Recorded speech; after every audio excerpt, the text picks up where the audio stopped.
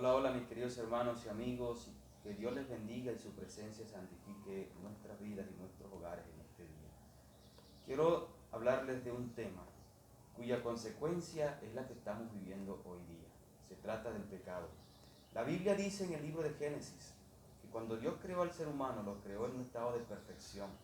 Tanto así que dice que el ser humano era hecho a la imagen y a la semejanza de Dios. ¡Qué altísima dignidad! Y en el capítulo 2, versículos 15 al 17 de Génesis, también dice la Biblia que Dios colocó a Adán y a Eva en el huerto del Edén para que lo administraran y lo labraran. Pero lamentablemente en el capítulo 3, versículo 6 del mismo Génesis, la Biblia declara que Eva violentó la orden del Señor, comió del fruto prohibido y también le dio a Adán, quien gustosamente también comió. Al parecer él comió. Y desde ese momento en adelante, la Biblia dice que el ser humano entró en un estado de decadencia cada vez mayor. Tanto así que hoy podemos decir con seguridad que cada generación es moralmente más corrompida que la anterior. El pecado ha traído consecuencias terribles al ser humano, como la que estamos viendo hoy día, y la que hemos visto a lo largo de la historia y la que seguiremos viendo con el paso del tiempo hasta que Cristo venga por segunda vez. Pero ¿qué es el pecado? Ok, el pecado, según la Biblia, en términos generales, es toda desviación de la voluntad expresa de Dios, todo desacato de la orden de Dios se traduce como pecado. En 1 de Juan capítulo 3, versículo 4, dice la palabra del Señor que todo el que comete pecado quebranta también la ley, pues el pecado es infracción de la ley. Entonces el pecado es la transgresión de la ley, la violación de la ley.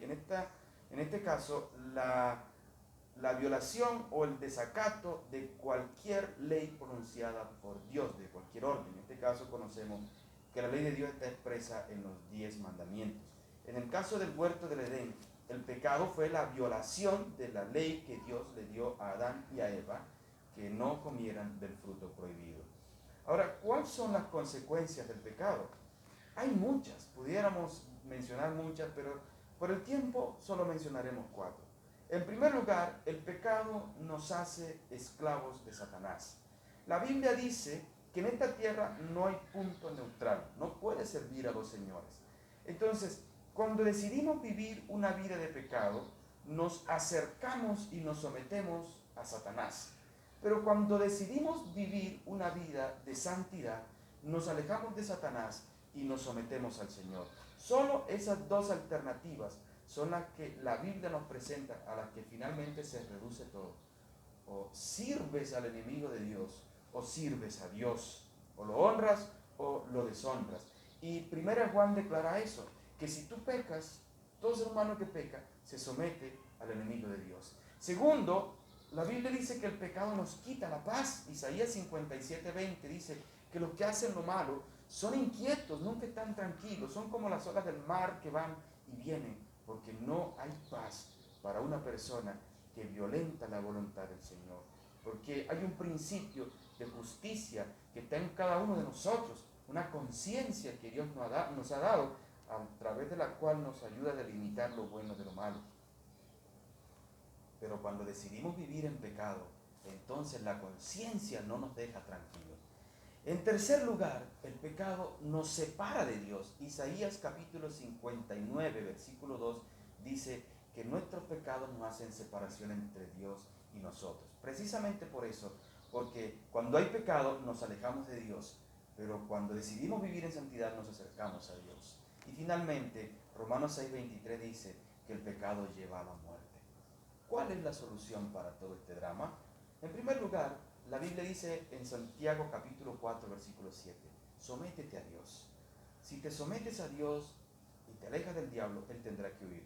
En otras palabras, inclina la balanza por el lado de Dios y Dios te dará la victoria. En segundo lugar, la sangre de Cristo tiene poder para limpiarte de tus pecados. Primera de San Juan, capítulo 1, versículo 7, dice que la sangre de Cristo nos limpia de toda maldad. En tercer lugar, hay un pasaje muy bonito en Colosenses capítulo 2, versículos 13 y 14. Y estando muertos en nuestros pecados, y en la incircuncisión de vuestra carne os dio vida juntamente con él, perdonándonos todos los pecados. Él anuló el acta de los decretos que había contra nosotros, que nos era contrario, y los quitó de en medio, clavándolos en la cruz. Hay una lista de pecados que tenemos, pero hoy, si nos entregamos a Cristo, no se puede percibir porque está oculta detrás de las manos de Cristo que ha sido clavado en la cruz.